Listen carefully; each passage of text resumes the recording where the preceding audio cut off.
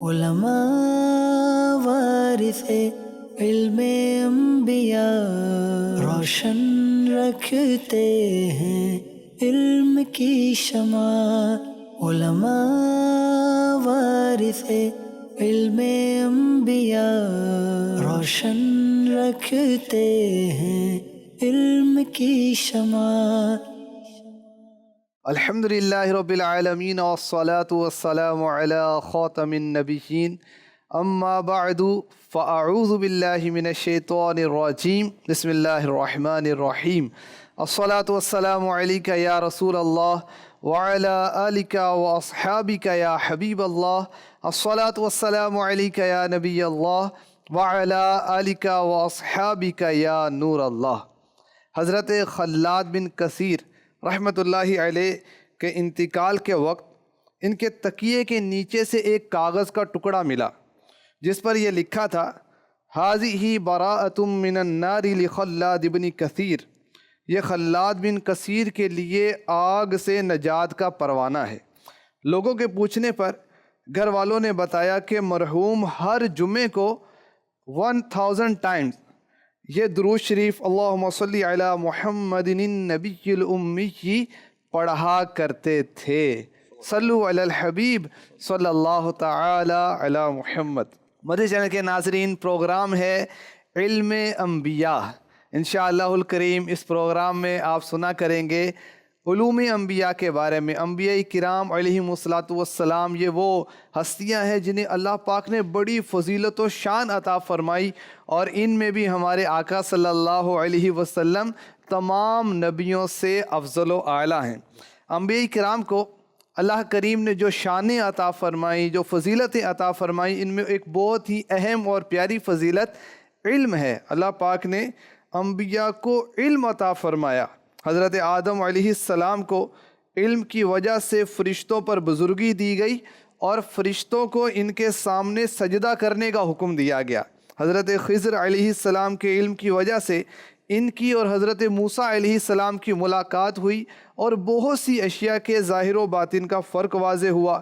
یوسف علیہ السلام علم کی بدولت خواب کی تعبیر بیان کرنے پر قید خانے سے نکل کر شاہی دربار میں پہنچے، پھر وزیر خزانہ اور تمام بادشاہی کاموں کے مدبر مقرر ہوئے۔ حضرت سلیمان علیہ السلام علم کی وجہ سے ملکہ بلقیس ان کی زوجیت میں آئیں اور علم کی وجہ سے انہیں ایمان نصیب ہوا۔ حضرت داؤد علیہ السلام علم کی وجہ سے منصب نبوت کے ساتھ ساتھ انہیں بادشاہت عطا کی گئی۔ عیسیٰ علیہ السلام علم کی بدولت آپ نے اپنی والدہ محترمہ حضرت مریم رضی اللہ عنہا سے تہمت کو دور فرمایا، اور ہمارے پیارے نبی، آخری نبی حضرت محمد عربی صلی اللہ علیہ وسلم کو تمام کائنات سے زیادہ علوم عطا فرما کر خلافت الہیہ اور شفاعت کبریٰ کے منصب پر فائز کیا گیا۔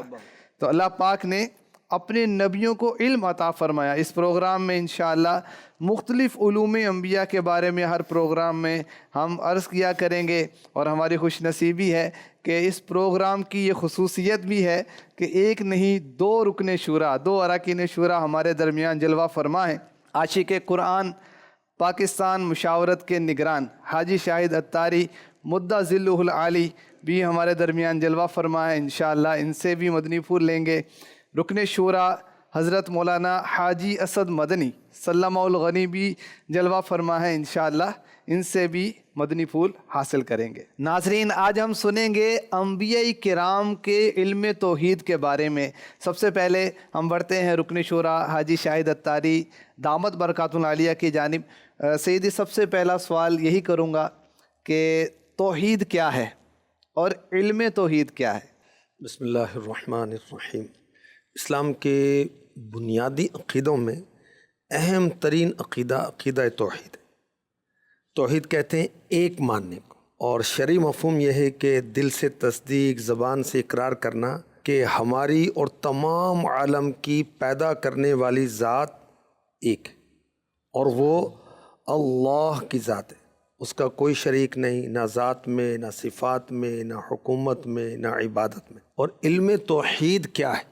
اللہ پاک کی ذات اس کے مبارک اسما، اس کی صفات کے متعلق کیا عقیدہ رکھنا چاہیے، اور اللہ پاک کی توحید کو دلائل کے ساتھ کیسے ثابت کیا جائے، ان سب چیزوں کا جاننا علم توحید کہلاتا ہے۔ اور انبیاء کرام علیہم السلام اپنی اپنی قوم میں سب سے بڑے عالم تھے، تو عقیدہ توحید کے بھی سب سے بڑے عالم تھے، اس عقیدے میں بھی سب سے زیادہ علم ان کے پاس تھا، اور انہوں نے اپنی امتوں کو بہترین دلائل کے ساتھ اللہ تبارک و تعالیٰ کی توحید کی طرف بلایا۔ سورہ نحل کی آیت نمبر 36 میں ارشاد ہوتا ہے وَلَقَدْ بَعَثْنَا فِي كُلِّ أُمَّةٍ رَسُولًا أَنِ اعْبُدُوا اللَّهَ وَاجْتَنِبُوا الطَّاغُوتَ، اور بے شک ہر امت میں ہم نے ایک رسول بھیجا کہ اے لوگو اللہ کی عبادت کرو اور شیطان سے بچو۔ نہیں، قرآن کہہ رہا ہے کہ ہر امت میں ایک رسول بھیجا کہ اے لوگو اللہ کی عبادت کرو۔ نہیں، اللہ تعالیٰ اپنے محبوب علیہ السلام کو فرما رہا ہے ہم نے جتنے بھی رسول تم سے پہلے بھیجے وہ سب بھی اپنی قوموں کو اللہ کی توحید کی طرف بلاتے تھے، اس کے لا شریک ہونے کی طرف بلاتے تھے، اس کی فرما برداری کی طرف بلاتے تھے، خالص اس کی عبادت کی طرف بلاتے تھے، بتوں کی پوجا شیطان کی طاعت سے روکتے تھے، اور اس بات سے ڈراتے تھے کہ شیطان سے دور رہو، کہیں وہ تمہیں بہکا کر اللہ کے راستے سے بہکا نہ دے، تمہیں گمراہ نہ کر دے۔ سبحان اللہ۔ انبیاء کرام علیہم السلام توحید کی دعوت دیا کرتے تھے۔ استاد صاحب، اس سے پتہ چلتا ہے کہ اللہ پاک نے اپنے نبیوں کو علم توحید عطا فرمایا۔ بے شک۔ اس تعلق سے کچھ مدنی پھول مل جائے۔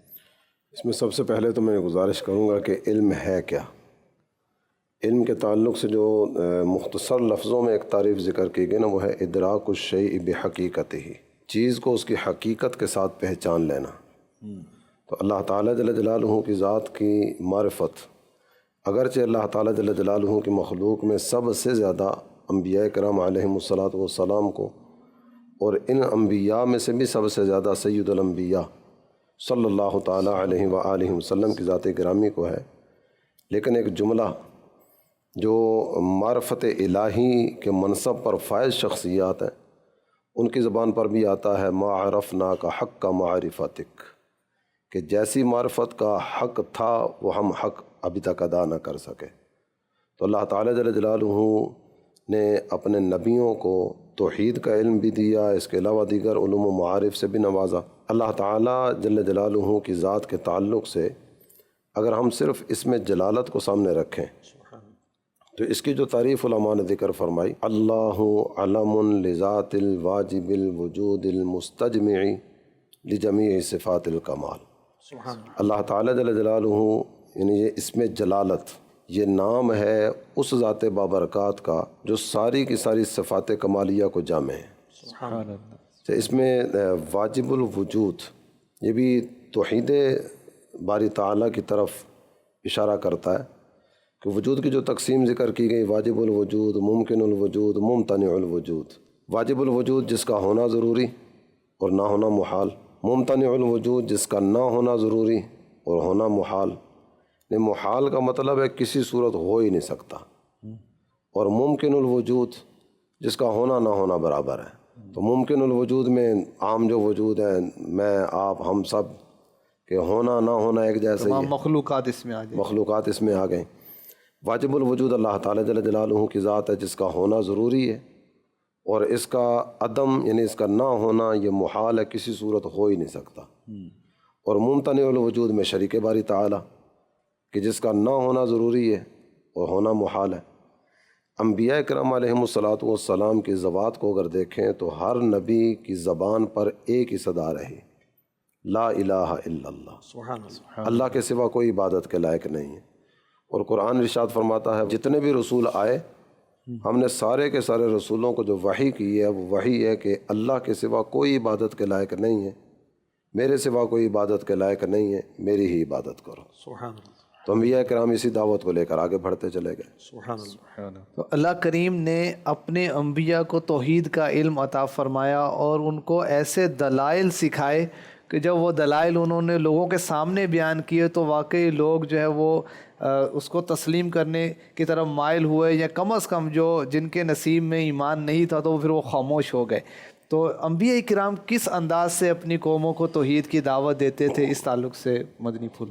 ہمارے آقا علیہ الصلوۃ والسلام کو اللہ تبارک و تعالیٰ نے توحید پر جو دلیل سکھائی قرآن نے اس کو بیان کیا سورہ انبیاء آیت نمبر 22 لو کان فیہما آلہۃ الا اللہ لفسدتا فسبحان اللہ رب العرش عما یصفون، اگر آسمان و زمین میں اللہ کے سوا اور معبود ہوتے تو ضرور آسمان و زمین تباہ ہو جاتے۔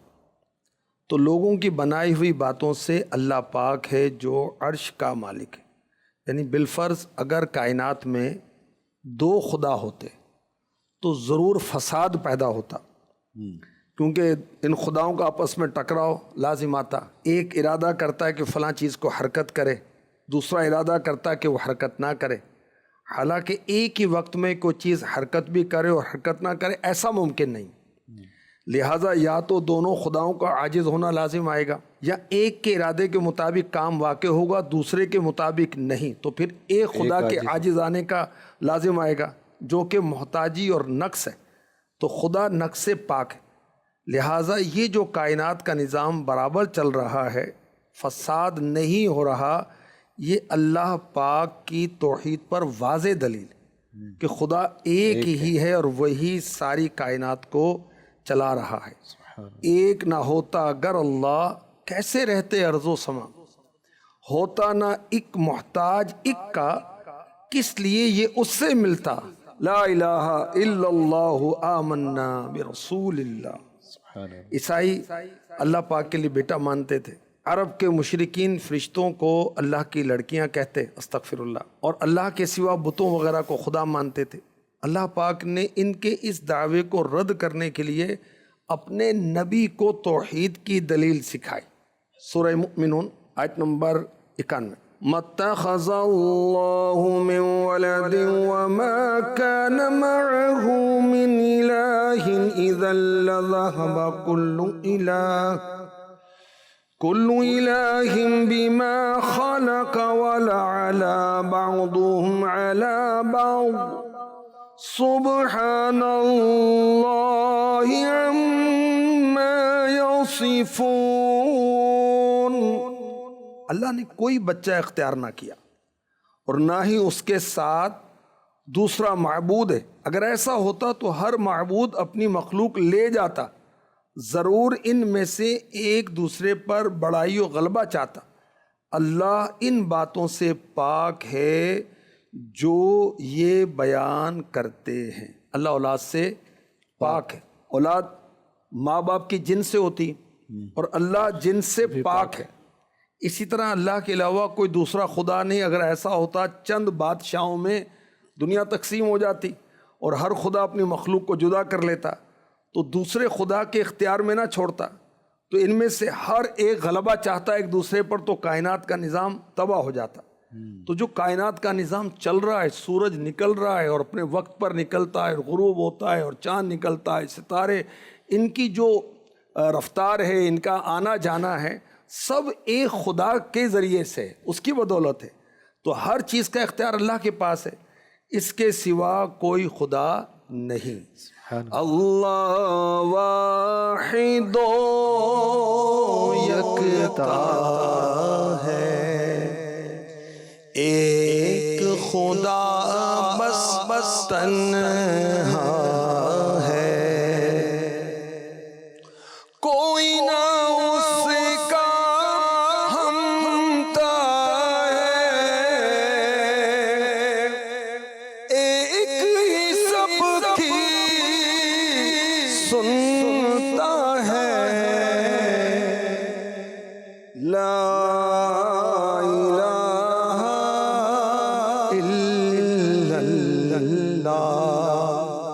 سبحان اللہ، کتنے پیارے انداز سے قرآن کریم نے توحید کو بیان کیا۔ اللہ تبارک و تعالیٰ نے خود اس کی دلیل کو بیان کیا اور اپنے نبی کو یہ دلیل سکھائی۔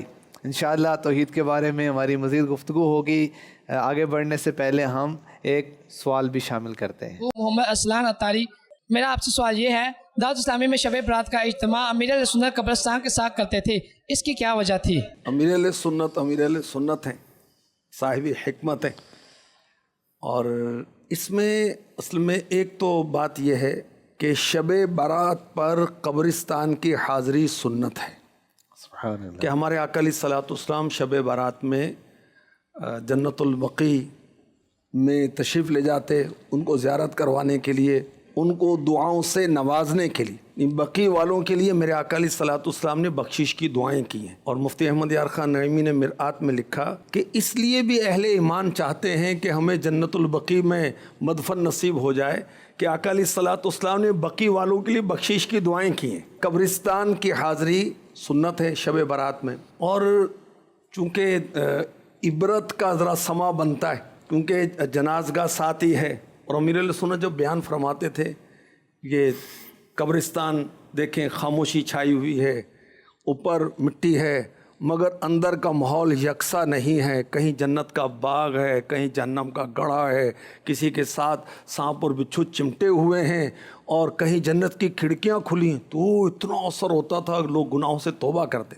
اچھا، امیر اہل سنت کے بڑے بھائی کا انتقال ہوا نا، تو امیر اہل سنت اسلامی بھائیوں کو قبرستان لے جا کر اپنے بھائی کے مزار کے قریب یہ رقت انگیز بیانات کیا کرتے تھے، اور جب دعوت اسلامی بنی، اجتماعات کا سلسلہ شروع ہوا تو سمجھیں کہ وہی پھر ذرا اجتماع بڑھتا چلا گیا، اور شب برات کے اجتماعات کے اندر تو بہت لوگوں کو گناہوں سے توبہ کرتے اور گناہوں سے بچتے ہوئے دیکھا، اللہ کی رحمت سے۔ سبحان اللہ۔ الحمدللہ۔ علم توحید کے بارے میں ہم سن رہے تھے، انبیاء کرام کو علم توحید سکھایا گیا، اللہ تبارک و تعالیٰ نے ابراہیم علیہ السلام کو بھی علم توحید سکھایا، کیونکہ آپ کی قوم سورج، چاند، ستاروں کی پوجا کرتی تھی، آپ نے ان کا رد کیا۔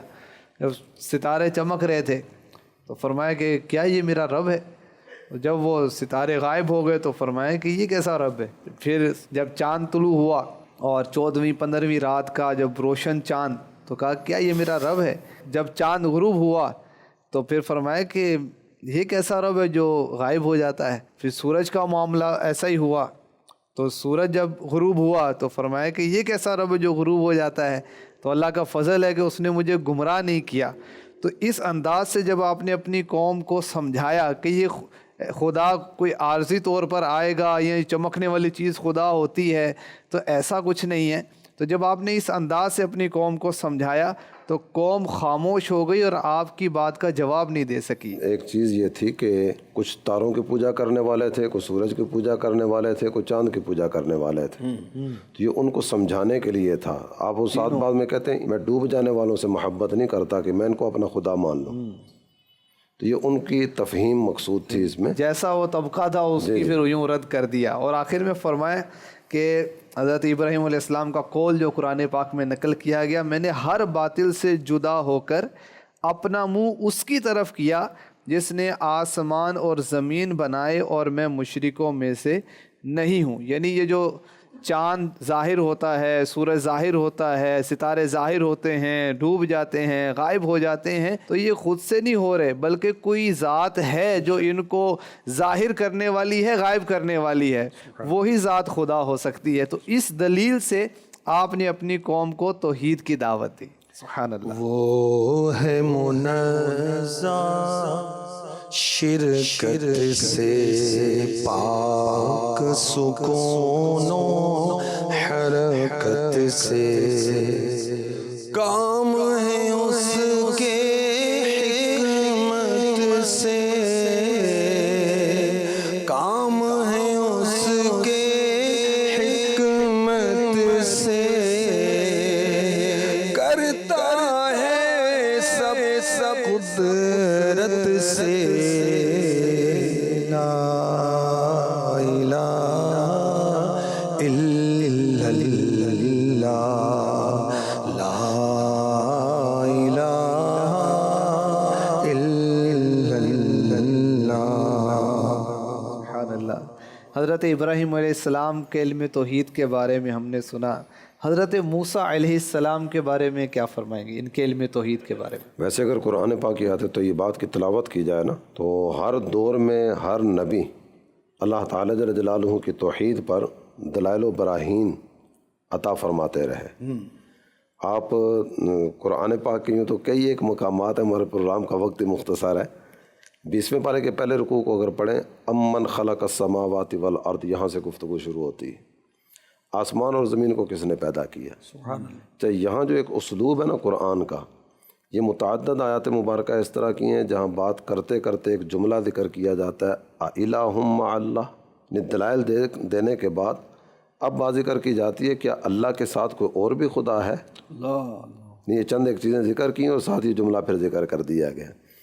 اسی طرح ان فی خلق السماوات والارض واختلاف اللیل والنہار والفلک التی تجری فی البحر، اس ایک آیت میں اللہ تعالیٰ جل جلالہ کی وحدانیت پہ 8 دلیلیں ذکر فرمائی گئی. آسمان کی پیدائش ہے، زمین کا بننا ہے، یہ کشتی جو سطح آب پر تیرتی ہے، ایک ریت کا ذرہ تو ہم اس پر کھڑا نہیں کر سکتے، تو یہ کس انداز میں تیرتی ہوئی آگے پیچھے جاتی ہے. تو یہ 8 چیزیں اس میں ذکر کی گئیں. حضرت موسیٰ علیہ السلام کا جو آپ ذکر فرما رہے ہیں، تو حضرت موسیٰ علیہ السلام کا سورہ طٰہٰ اس میں بھی ذکر کیا گیا، سورہ شعراء اس میں بھی ذکر کیا گیا. حضرت موسیٰ علیہ السلام نے مختلف طرح کی باتیں ذکر فرمائیں.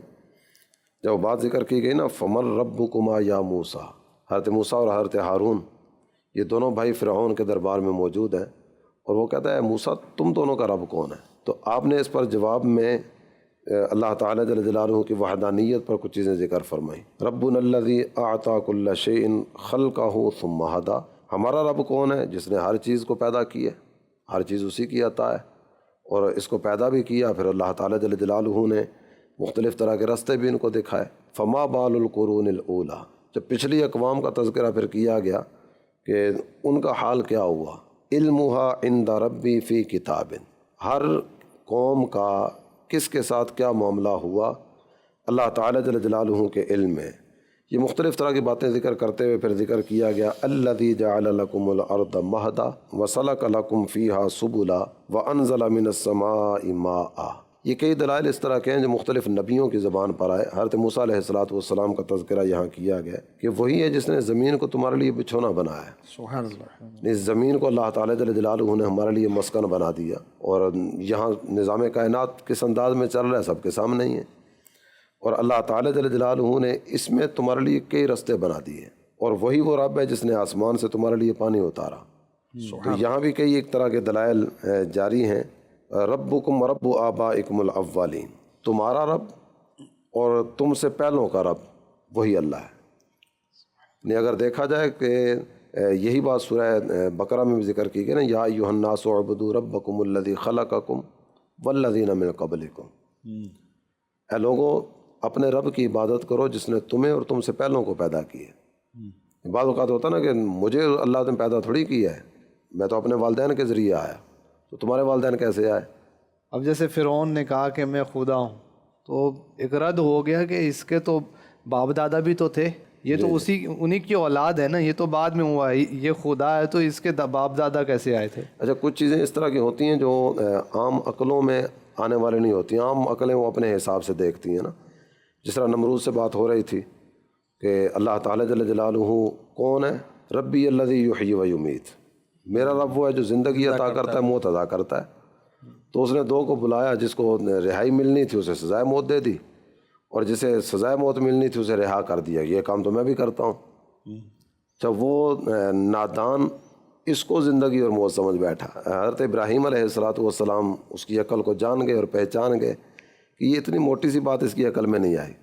تو آپ نے پھر دوسری دلیل دی کہ میرا رب وہ ہے جو مشرق سے سورج کو طلوع کرتا ہے، مغرب میں غروب کرتا ہے. اگر تو رب ہے نا تو اس کا الٹ کر کے دیکھا. جب یہ بات ذکر کی گئی تو قرآن کہتا ہے فبہت الذی کفر، وہ کافر مبہوت ہو کے رہ گیا. تو اللہ تعالیٰ جل جلالہ کے تمام انبیاء اپنے رب کی توحید پر ایسے دلائل دیتے رہے کہ جن کا رد کرنے کی ہمت کسی دور میں کسی میں بھی نہیں تھی. سبحان اللہ. حضرت موسیٰ علیہ السلام کے علم توحید کے بارے میں سنا. انشاءاللہ اب ہم علم مصطفیٰ کے بارے میں سنیں گے، اور اس سے پہلے ایک سوال شامل کرتے ہیں. میرا نام محمد حسن ہے، میرا تعلق مامو کنجن سے ہے. میرا سوال یہ ہے کہ مدارس والے اپنے بچوں کو کوئی ہنر کیوں نہیں سکھاتے؟ مدرسہ پڑھنے والا بچہ پلمبر بھی ہو، الیکٹریشین بھی ہو، اور اس کے علاوہ ان کو کوئی نہ کوئی ہنر آنا چاہیے. کیا خیال ہے؟ عربی مقولہ ہے، نہیں آیت و حدیث نہیں، یہ ایک قول ہے. لکل فن رجال، ہر فن کے مرد ہوتے. دیکھو ڈاکٹر ساتھ میں انجینئر تو نہیں ہوتا نا، ہر انجینئر ڈاکٹر نہیں ہوتا. تو ہر ایک کی اپنی فیلڈ، اور ہمارے جامعۃ المدینہ میں الحمدللہ قرآن سکھایا جا رہا ہے، تو حدیث سکھائی جا رہی ہے، تو عربی گرامر، صرف، نحو وغیرہ سکھائی جا رہی ہے، اور ان کو نیکی کی دعوت دینا سکھایا جا رہا ہے، امام بنایا جا رہا ہے، خطیب بنایا جا رہا ہے، استاد بنایا جا رہا ہے، اور اسی میں سے ترقی کر کے دارالفتہ اہل سنت کی طرف بھی جاتے ہیں، اسی سے ترقی کر کے ماشاءاللہ نگران بنتے ہیں، شعبوں کے نگران بنتے ہیں، کتنے کام ماشاءاللہ کر رہے ہیں۔ اب بعض ہوتے ہیں کہ بعض کی صلاحیتیں غیر معمولی ہوتی ہیں، تو وہ مثلاً عالم بھی ہیں، ساتھ میں وہ اپنا مطلب بھی چلا رہے ہوتے ہیں، حکمت بھی کر رہے ہوتے ہیں، کچھ تحریری کام بھی کر رہے ہوتے ہیں، یہ الگ بات ہے۔ باقی اب یہ تھوڑی ہوگا کہ ایک امام بھی ہے اور ساتھ میں وہ ڈاکٹر بھی بن جائے تو انجینئر بھی بن جائے، تو ہر کام کے نا ایکسپرٹس ہوتے ہیں۔ تو دعوت اسلامی الحمدللہ جو کام کر رہی ہے یہ اچھے معاشرے کے لیے اور اچھے گھرانے کے لیے اور دنیا و آخرت کو بہتر بنانے کے لیے کر رہی ہے، اللہ کی رحمت سے۔ سبحان اللہ۔ انبیاء کی توحید کے بارے میں ہم نے سنا، سیدی جو نبیوں کے نبی ہیں، سید الانبیاء ہیں، ان کے علم توحید کے بارے میں کیا فرمائیں گے؟ سارے نبیوں نے اللہ تبارک و تعالیٰ کی وحدانیت کا اعلان کیا اور اس کی تبلیغ کی، بتایا فرشتوں کے ذریعے سن کر، اور میرے نبی، پیارے نبی، آخری نبی، مکی مدنی صلی اللہ علیہ وآلہ وسلم کو اللہ تبارک و تعالیٰ نے شاہد فرمایا۔ سبحان اللہ۔ آپ کی رب کی جو گواہی ہے وہ سن کر نہیں ہے بلکہ دیکھ کر ہے، سبحان اللہ، سبحان کہ وہ واحد لا شریک ہے۔ اللہ۔ تو یہ فرق ہے، اور انبیاء نے سن کر گواہی دی اور میرے نبی نے رب کی زیارت کر کے رب کی وحدانیت کی گواہی دی۔ اس لیے علماء نے کہا کہ انبیاء میں کسی کا نام شاہد نہیں ہے، صرف میرے نبی کو اللہ تبارک و تعالیٰ نے شاہد فرمایا، انا ارسلناک شاہدا ومبشرا ونذیرا وداعیا الی اللہ باذنہ وسراجا منیرا۔ تو اللہ تبارک و تعالیٰ نے اپنے محبوب کو شاہد فرمایا، اور قرآن پاک میں بے شمار توحید کے دلائل ہیں، جیسے استاد صاحب نے بتایا، ابراہیم علیہ السلام نے توحید کے دلائل نمرود کے سامنے دیے، موسیٰ علیہ السلام نے فرعون کے سامنے توحید کے دلائل دیے۔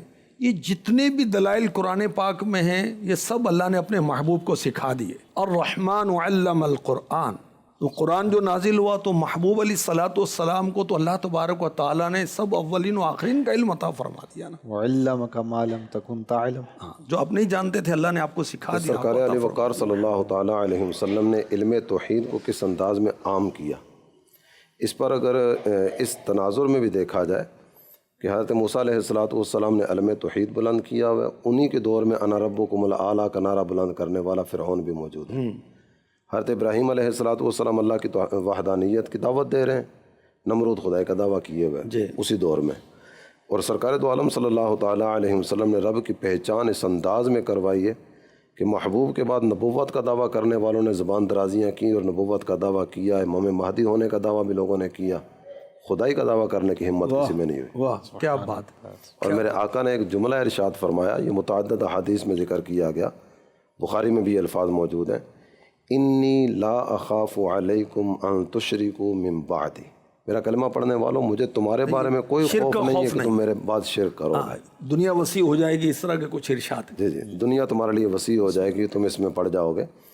اس پر میں انتہائی اختصار کے ساتھ ایک چیز کی طرف توجہ مدنی چینل کے ناظرین کی دلانا چاہوں گا کہ بعض اوقات نا کچھ وساوس بھی شیطان دل میں ڈالتا ہے، اور بعض اوقات کچھ ملتے جلتے ناموں سے بھی دھوکہ کھایا جاتا ہوگا یا کھلایا جاتا ہوگا۔ اللہ داتا ہے، تم لاہور والے بزرگ ان کو داتا کہتے ہو، اس طرح کے بعض اوقات شیطان وسوسے ڈالتا ہوگا۔ تو یہ جو نام ملتا جلتا آ جاتا ہے نا، اگر ہم اس کو شرک کہیں تو یہ تو پھر قرآن کے بارے میں کیا کہیں گے؟ قرآن بھی شرک کی تعلیم دیتا ہے۔ تو قرآن نے کئی ایک آیات مبارکہ میں جو نام اللہ کے لیے ذکر کیے ہیں نا، وہ اللہ تعالیٰ جل جلالہ کے دیگر بندوں کے لیے بھی ذکر کیے گئے۔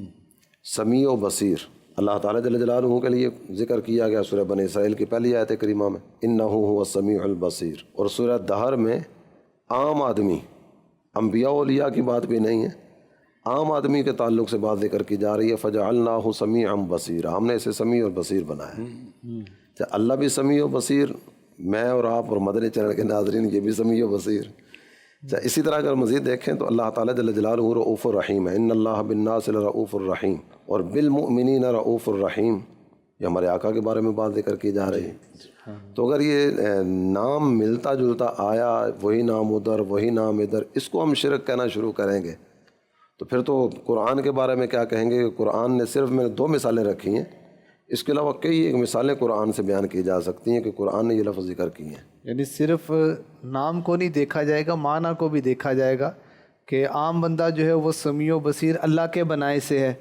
اللہ پاک ذات، یعنی ہم داتا صاحب کو داتا کہتے ہیں، وہ اللہ کی عطا، اللہ بھی داتا ہے، یہ بھی داتا ہے، اللہ کو دینے کے لیے کسی سے کچھ لینا نہیں پڑتا، یہ اللہ سے لیتے ہیں، اللہ کی مخلوق میں بانٹتے ہیں۔ سبحان اللہ سبحان اللہ۔ خواجہ صاحب غریب نواز ہیں تو اللہ کی عطا سے غریب نواز ہیں، یہ گنج بخش ہیں تو اللہ کی عطا سے گنج بخش ہیں۔ سبحان اللہ۔ تو یہ فرق ملحوظ رہے گا تو انشاءاللہ شیطان کی کاٹ بھی ہوتی رہے گی۔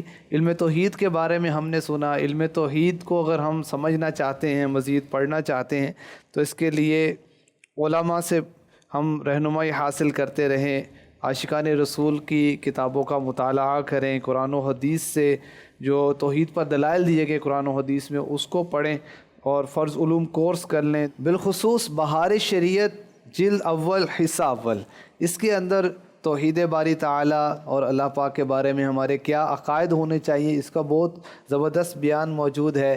اس طرح منتخب حدیثیں کتاب ہے، اس کے اندر بھی آپ استفادہ کر سکتے ہیں۔ علماء سے آپ سبقاً ان اگر کتابوں کو پڑھ لیں گے انشاءاللہ الکریم، توحید کے بارے میں، اللہ پاک کی ذات و صفات کے بارے میں ایک اچھی معلومات ہمیں حاصل ہو سکے۔ توحید و شرک جو علامہ کاظمی صاحب کا رسالہ ہے وہ بھی اس کے لیے ماشاءاللہ بہت زبردست ہے، مختصر سا وہ رسالہ ہے، بہت جامع ہے، اور کفریہ کلمات کے بارے میں سوال جواب ماشاءاللہ۔ تو اس میں بھی امیر علیہ سنت نے سوالن جواباً اور عام فہم انداز اختیار کیا ہے، تو زبردست ترکیب ہو جائے۔ اور اعلیٰ حضرت کا رسالہ 10 عقیدے، واہ، اس کے شروع میں بھی اللہ پاک کی جو ذات و صفات کے بارے میں عقائد بیان کیے گئے ہیں۔ انشاءاللہ ان کتابوں کے ذریعے کافی علم حاصل ہو سکے گا۔ آئیے سوال شامل کرتے ہیں۔ السلام علیکم ورحمۃ اللہ وبرکاتہ۔ وعلیکم السلام ورحمۃ اللہ وبرکاتہ۔ محمد انصر رضا عطاری عرض گزار ہوں۔ حاجی صاحب کی بارگاہ میں عرض ہے کہ آج کل سائل کو صدقہ خیرات دینے کے انداز سے کچھ یوں لگتا ہے گویا اسے ذلیل و رسوا کیا جا رہا، تو سائل کو صدقہ خیرات دینے کا انداز کیا ہونا چاہیے؟ آپ اس میں ہماری رہنمائی فرما دیجئے، جزاک اللہ خیرہ۔ جس کو صدقہ دینا ہے، کھانا کھلانا ہے، کوئی کپڑا دینے، کوئی خیرات دینی ہے، زکوٰۃ دینی ہے، اس کی بیٹی کی شادی کرانی ہے، کچھ بھی اس کی مدد کرنی ہے، تو اس کی عزت نفس کا خیال رکھنا ہے، ذلیل نہیں کرنا، احسان نہیں جتانا۔ دیکھیں اعلیٰ حضرت نے فرمایا جو فقراء آئیں ان کی خاطر تواضع اور خوب خدمت کرنے میں اچھی طرح کوشش کریں، اپنا احسان ان پر نہ رکھیں بلکہ آنے میں ان کا احسان اپنے اوپر جانیں کہ وہ اپنا رزق کھاتے اور تمہارے گناہ مٹاتے ہیں۔ اٹھانے بٹھانے بلانے کھلانے کسی بات میں برتاؤ ایسا نہ کریں جس سے ان کا دل دکھے۔ احسان رکھنے ایذا دینے سے صدقہ بالکل برباد ہو جاتا ہے۔ اور سورہ بقرہ 264 میں بھی اللہ پاک نے ایمان والوں کو یہی سمجھایا اور یہی بتایا۔ اللہ پاک ہمیں اپنی راہ میں خرچ کرنے کی توفیق عطا فرمائے، اور جس پر خرچ کر رہے ہیں اس کی عزت نفس کا بھی خیال رکھنے کی توفیق ملے۔ آئیے بڑھتے ہیں اگلے سیگمنٹ کی طرف جس کا نام ہے ایک حدیث ایک سبق۔ صلو علی الحبیب صلی اللہ تعالی علی محمد۔ ابن ماجہ کی حدیث پاک ہے، حضرت انس رضی اللہ تعالی عنہ نے ارشاد فرمایا، اللہ پاک کے آخری نبی مکی مدنی صلی اللہ علیہ وسلم نے ارشاد فرمایا کہ علم کا حاصل کرنا ہر مسلمان مرد و عورت پر فرض ہے، اور نااہل کو علم سکھانے والا ایسا ہے جیسے سور کے گلے میں جواہرات، موتی اور سونے کا ہار پہنا دیا ہو۔ اس حدیث پاک کی شرح میں علماء کرام فرماتے ہیں کہ علم سے مراد اس حدیث پاک میں وہ علم ہے جو مسلمانوں کی وقت کی ضرورت ہو، جیسی کیفیت ہو، جیسی حالت ہو، اس کے مطابق علم سیکھنا فرض ہو جائے گا۔ مثلا ایک شخص اسلام میں داخل ہوا تو اس پر خدا کی ذات و صفات کو پہچاننا، نبی کریم صلی اللہ علیہ وسلم کی نبوت کو جاننا واجب ہو گیا، اور ہر اس چیز کا علم جاننا ضروری ہو گیا جس کے بغیر ایمان درست نہیں ہوتا۔ اور جب نماز کا وقت آئے گا نماز کے احکام سیکھنا فرض ہو جائے گا، مالک نصاب ہوگا زکوٰۃ کے احکام سیکھنا فرض ہو جائیں گے، رمضان آئے گا روزے کے احکام سیکھنا فرض ہو جائیں گے۔ اور اگر مالک نصاب ہونے سے پہلے مر گیا اور زکوٰۃ کے احکام نہیں سیکھیں گے تو گناہ گار نہیں ہوگا۔ اور جب عورت کو عقد میں لایا تو حیض و نفاس اور جتنے معاملات میاں بیوی سے متعلق ہیں ان کا جاننا واجب ہو جاتا ہے۔ اللہ کریم ہمیں بھی علم دین کا شوق اور ذوق عطا فرمائے اور فرض علوم سیکھنے کی توفیق عطا فرمائے۔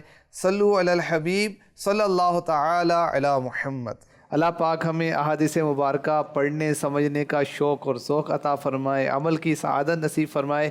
آئیے پروگرام میں ہم اپنے طلباء کرام کے سرپرستوں کے تاثرات کو بھی شامل کرتے ہیں۔ انشاءاللہ اس کی بھی نیت ہے کہ یہ تاثرات بھی چلتے رہیں تاکہ ہمارے ناظرین بھی اس سے مطلع ہوتے رہیں اور ان کا بھی ذہن بنے کہ اپنے بچوں کو جامعۃ المدینہ میں بھیجیں۔ جی تاثرات چلائیے۔ بسم اللہ الرحمن الرحیم۔ میرا نام محمد عمران اتاری ہے، میں شعبہ رابطہ برائے اوقاف کا نگرانی مجلس ہوں۔ یہ میرا بیٹا ہے محمد عمر اتاری۔ یہ پہلے ایک ماڈل اسکول میں پڑھتا تھا جہاں ایڈوانس ایجوکیشن دی جاتی ہے، تو پچھلے سال میں نے اس کو جامعۃ المدینہ میں داخل کروایا۔ 9th کلاس کے ساتھ ساتھ اس نے درس نظامی کا پورا درجہ کیا، ماشاءاللہ اس نے وہ پاس کر لیا ہے، مجھے بڑی خوشی ہوئی ہے۔ اور جو تبدیلی آئی اسکول چینج کرنے کی وجہ سے، اس سے میں نے اس میں بڑی اچھی تبدیلی پائی۔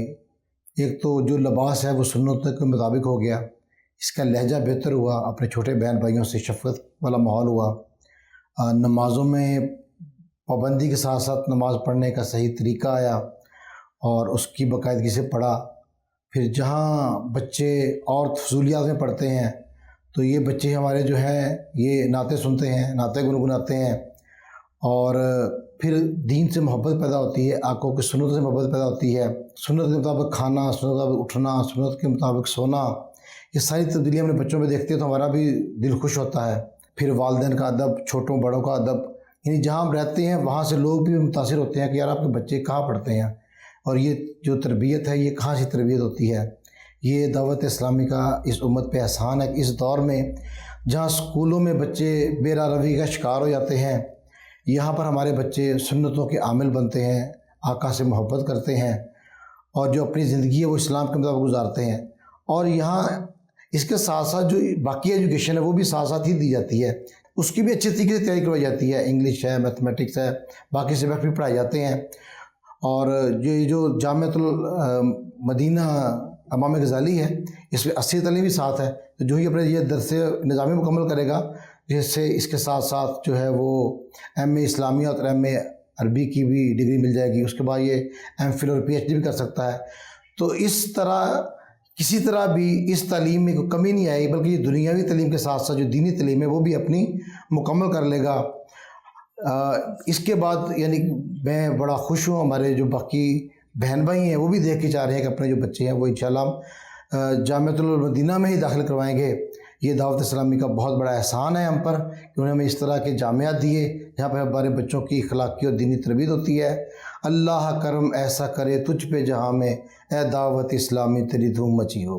پروگرام میں انشاءاللہ ناظرین سے بھی سوال کیا جائے گا اور درست جواب دینے والے کو تحفہ بھی پیش کیا جائے گا۔ آج کا سوال نوٹ کر لیجئے۔ فرعون کو دعوت توحید دینے کے لیے جو 2 انبیاء کرام گئے ان کے نام مبارک بتائیے۔ درست جواب دینے والوں کو انشاءاللہ الکریم امیر اہل سنت کی کتاب فیضان نماز تحفتاً پیش کی جائے گی۔ اسکرین پر جو نمبر آپ کو نظر آ رہا ہے اس پر آپ نے واٹس اپ کرنا ہے، یہ ٹیکسٹ میسیج کے ذریعے رپلائی کرنا ہے۔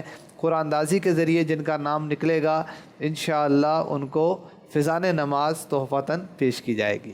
مزید چینل کے ناظرین، آج الحمدللہ ہم نے علمی انبیاء پروگرام میں علم توحید اور انبیاء کرام کی شان و عظمت اور انبیاء کرام کے علم توحید کے بارے میں سنا۔ اللہ پاک نے اپنے انبیاء کو یہ علم عطا فرمایا، اپنی توحید کے دلائل سکھائے، انبیاء کرام اپنی قوموں میں توحید کی دعوت دیتے رہے، اور یہ ایسا معاملہ ہے کہ تمام ہی انبیاء اس معاملے میں متفق ہیں۔ دیگر جو شرعی احکام تھے اس میں تو فرق ہوتا رہا، لیکن عقائد کے اعتبار سے، عقیدہ توحید کے اعتبار سے تمام انبیاء اسی کی دعوت دینے آتے رہے۔ اللہ پاک ان پر وحی نازل فرماتا رہا، ان کو مبعوث فرماتا رہا، اور ہم نے یہ بھی سنا کہ کس انداز سے انبیاء نے اپنی قوموں کو توحید کی دعوت دی، اور علم مصطفیٰ کے بارے میں سنا کہ اللہ کریم نے آپ کو جو علم عطا فرمایا اور کس انداز سے آپ نے لوگوں میں علم توحید کو عام کیا۔ اللہ کریم ہمیں علم انبیاء کا فیضان عطا فرمائے، ان کی سیرت کو اپنانے کی توفیق عطا فرمائے، علم کا شوق اور ذوق نصیب فرمائے، آمین بجاہ خاتم النبیین صلی اللہ علیہ وآلہ وسلم۔ علماء وارث علم انبیاء، روشن رکھتے ہیں علم کی شمع۔ علماء وارث علم انبیاء، روشن رکھتے ہیں علم کی شمع۔